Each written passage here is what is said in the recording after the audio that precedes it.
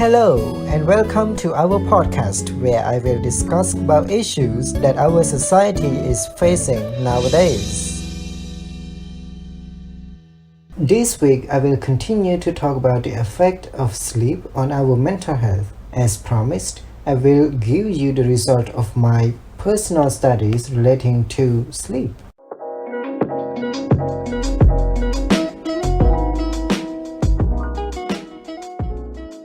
On March 1st, I began to go to bed at 10:50 p.m. from Sunday to Thursday. I spent 10 minutes to just relax and collect myself together by observing the air going through my respiratory system. By 11 a.m., I sleep. My wake-up alarm is at 7 a.m. On Friday and Saturday night, I normally allowed myself to stay up as long as I wanted to and set the alarm for at least 8 hours from the time that I went to bed. In the past 3 weeks, I followed this routine and have collected some data. I took the Pittsburgh Sleep Quality Index and 3 different psychological tests that I found online. The PSQI is a 19 self-assessment and self-rated questions followed by 5 questions rated by the roommate. Those 19 questions are divided into 7 different components, subject to sleep quality, sleep latency, sleep duration, habitual sleep efficiency, sleep disturbances, and the use of sleeping medication. However, only self-rated questions are considered for final points. Each question has the ranking between 0 to 3, with 0 means no difficulty and 3 means severe difficulty. The final total score ranges from 0 to 21, with 0 means no difficulty and 21 means severe difficulties in all components. One of the mental health quiz I took is called Mental Health Quotient or MHQ by Sapient Labs, a non-profit research organization located in Arlington, Virginia. It divides its questions into 6 categories: core cognition, complex cognition, drive and motivation, mood and outlook, social and self, and mind-body connection. Each component scores from -50 to 100. The final assessment score is between -100 to 200 and divided into 6 different types. Clinical, which scores from -100 to -50, at risk scores from -50 to 0, enduring scores from 0 to 50, managing scores from 50 to 100, succeeding scores from 100 to 150, and last thriving scores from 150 to 200. Another one is called Use Test by Mental Health America or MHA. There are other specific mental health tests from MHA, such as depression test or anxiety test. But because I am not looking for a specific mental health issue right now, I decided to just go with Use Test, which will give me a more general idea of my mental state. This test actually divides itself into 3 different categories: anxiety and depression, attention problem, and the last one is conduct problem. Each question is scored between 0, 1 or 2, with a total final score ranging from 0 to 70, with 30 or higher indicates that you have some difficulties in psychological functioning. After learning about my general mental state, there was some indications of depression.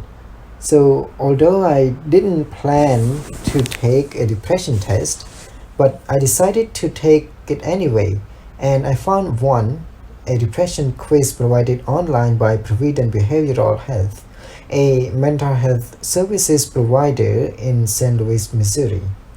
So this test is more about my feeling, and the result is in terms of low, moderate, and high depression. In between March 2nd and March 23rd, I changed my sleeping habit from sleeping around 6 hours per day to at least 8 consecutive hours of sleep in bed. I also eliminated any naps during the day and get ready for bed by 10:50. On the night of March 1st, it took me a while to sleep after like a 10 minutes meditation. I was just in bed for about 30-40 minutes, and it was a bit strange since normally I just fall asleep right away when I get to bed. But I believe that was because I waited until like I really felt sleepy to go to bed. With with my new habit, it took my body a while to get there. On March 2nd, I took the PSQI and all of my other mental tests, and I got 11 out of 21 for my PSQI test. Um, that means I am in an okay range. I do not have a severe difficulties nor no difficulties at all. Since this test focuses on my sleep, I think my initial sleep habit was okay, and getting around 6 hours of sleep is actually the minimum suggested amount of sleep by the CDC, which is between 6 to 8 hours for an adult like me. So my mental health test also showed similar results. My mental health quotient or MHQ graded me 103 out of 200. That is in a low range of succeeding. And so for each category, it ranges from -50 to 100. My core cognition was 54, my complex cognition was 52, my mind-body connection was 50. It seems like my drive and motivation was actually the greatest one with a 63, but my mood and outlook as well as my social and self were at a 47, lower than other categories. But overall 103 out of 200, it was just a fine number. And for my use test, I got a 36 out of 70. That means I have some significant difficulties. It is above the 30 suggested range. So based on the questions asked, I do believe that I had some difficulties with concentration and actually staying focused during some of my classes. As my classes are on Zoom, it was very easy to get distracted either by noise or email and social media notifications. As a result, I got a 5 for my anxiety and depression score, a 7 for my attention problem score, and a 5 for my conduct problem score. That means there are signs of all of these three issues. Although I did not think that I have depression, but I decided to take it anyway. The result shows that I have moderate symptoms of depression. That was a bit scary, but I look at it in a positive way. I learned in class that the way we take issues is very important to our mental health. We can view it positively and deal with it, or we might fall into a negative thoughts and get worse. So according to a TED Talk by Kelly McGonigal, those who believe that stress is negative is more likely to die than those who actually have stress and take it positively. And that, since I was already working to deal with it with my new sleep habit, I was not really worried about the result at all. I continued with my new habit, sleeping 8 hours. In the first few days, I was worried because I could not get to sleep as early as I normally was. I spent about 30 minutes on bed trying to sleep, while before that I would be on my phone until I fell asleep.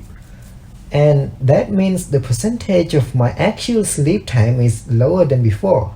It got me a bit worried, especially for my habitual sleep efficiency category in the PSIQ, where I calculate my percentage of sleep out of the whole bedtime. Moreover, when I woke up at 7 a.m., I felt like I did not get enough sleep. I was a bit tired and got some light headache. I never expected that to happen. I also noticed that I woke up in the middle of the night to use the bathroom and thought that it was time to wake up and get ready to go to class. Then I realized that it was around 1 a.m. in the morning, which was my normal bedtime, and I usually use the bathroom before going to bed. So I realized that my body just needed some time to adjust to the new schedule. After 4 days, it it get better. It seemed like I got to sleep quicker just right after my meditation, and I did not wake up at 1 a.m. anymore. And then on March 12th, I took my test again.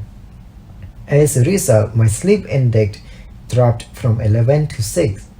It was a surprise because I thought that my sleep efficiency would affect the global PSQI score, but I believe that the other categories actually improved, which result in a lower PSQI score. That indicates that my sleep habit is working and I am close to no difficulty when sleeping. These reflect very well on my other tests. I got like 112 for my mental health quotient, which it is closer to the middle of succeeding, which is good. A 27 for my use test, which means that I am below the significant difficulties range of 30 now, and my depression quiz also showed that I am at a low depression rather than moderate depression like before. So this result did support my initial link of sleep and mental health. I believe my brain gets an appropriate amount of time that it needs to work, and as a result, my glands produced the hormones that needed for my daily life, and also I noticed that I could focus better during class and when I read as well. I also remember more things from my reading or from my classes. And as I continue with my habit, I learned that a consistency in sleep schedule could also affect my mood. Over the weekend, I normally go to bed very late and wake up very late as well. So, although I got 8 hours or more of sleep, I usually still felt very tired and waking up just wanted to continue to sleep. I wanted to change to a more consistent sleep schedule, but I decided not to and just followed my original plan to see these effects. So, coming into the second weeks, similar things happened. I still felt tired when I woke up, and I usually continued to sleep for an extra hour or so during the weekend. I continued sleeping 8 hours per day, and by my 21st day of this new habit, my sleep index fell from 6 to 5. That is a great number. This did not decrease as much as what I saw between like the first 10 days, but it is still a very good number. It indicates that my sleep schedule is good and I did not have any issue, and I should not be worried about my sleep right now.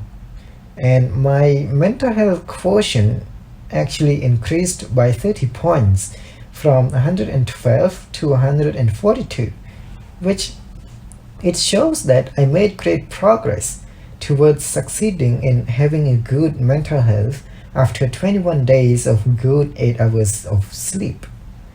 And similar to that, my use test score dropped to 18, which shows that I am at lower risk of emotional, attentional, and behavioral difficulties.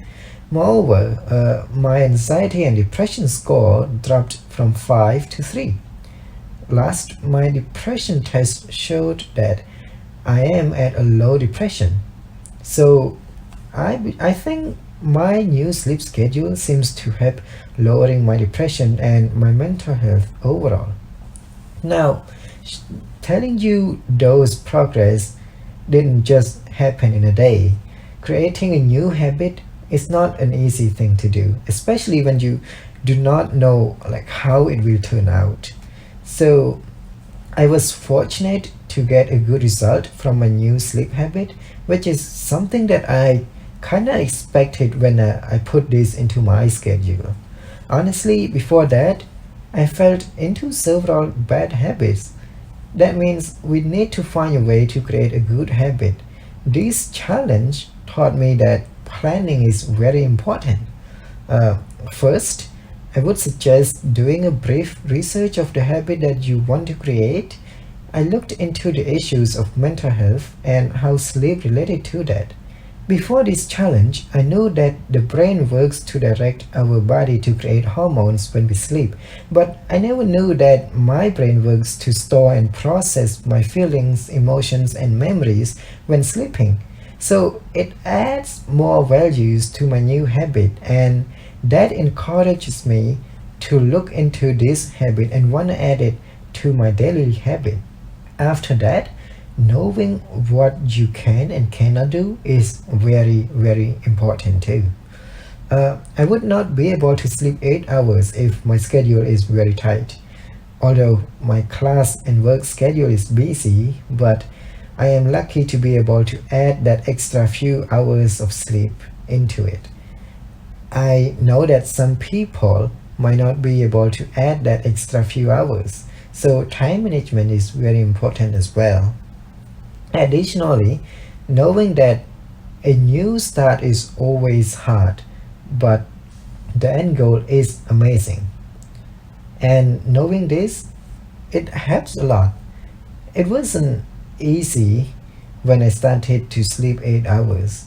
I felt like I lost time to do works and I just thought that I stayed in bed for too long before sleeping, and anyway, I just continued.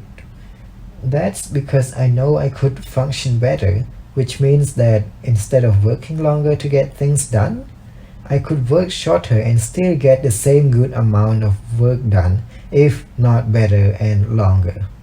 Similarly, there is no reason to stop if you face a few bumps on the road. When you get into that habit, you will understand why you do it, and having the goal is one thing. But seeing the goal is achieving along the way is probably the best feeling, and not only that, it shows your ability to achieve your goal, but also it is good for your mental health.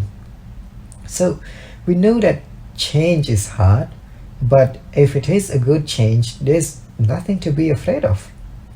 Based on my personal experience, sleep for 8 consecutive hours really provides my brain and my body the rest they need to do their other jobs that were assigned to do at night or when we sleep.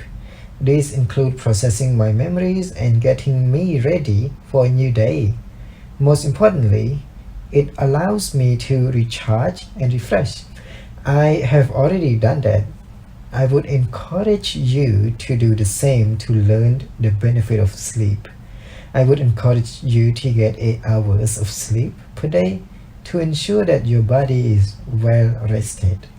When your body is well rested, that means your brain can function properly and your body is ready to go. Sleep will allow your body to work on what is needed and what they cannot do when you are awake, including producing hormones and sending signals from one gland to another to ensure the chemical balance, especially hormone balance in our body. This will greatly improve your mental health. Your body will not produce too much the stress hormone cortisol, and your mood does not swing as much. Your amygdala and prefrontal cortex will be able to communicate better. Your hypothalamus will be able to give the right signals to your glands, and your pituitary will be able to control your response better. I would also encourage you to talk to someone you trust or your doctor about your mental health, and make sure that you get the help you need to go through the difficult time like this pandemic. Remember that if you or someone you know is experiencing a life-threatening issue such as mental episode, call 911 immediately.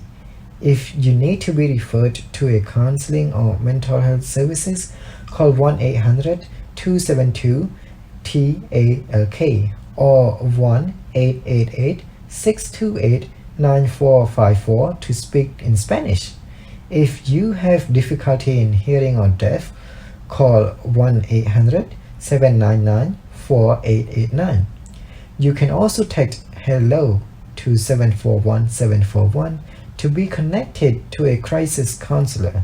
For veterans, call 1-800-273-TALK and press 1, or you can text to 838-255. If you experience emotional distress due to a natural or human-caused disaster, call 1-800-985-5990 or text Talk with us to 66746.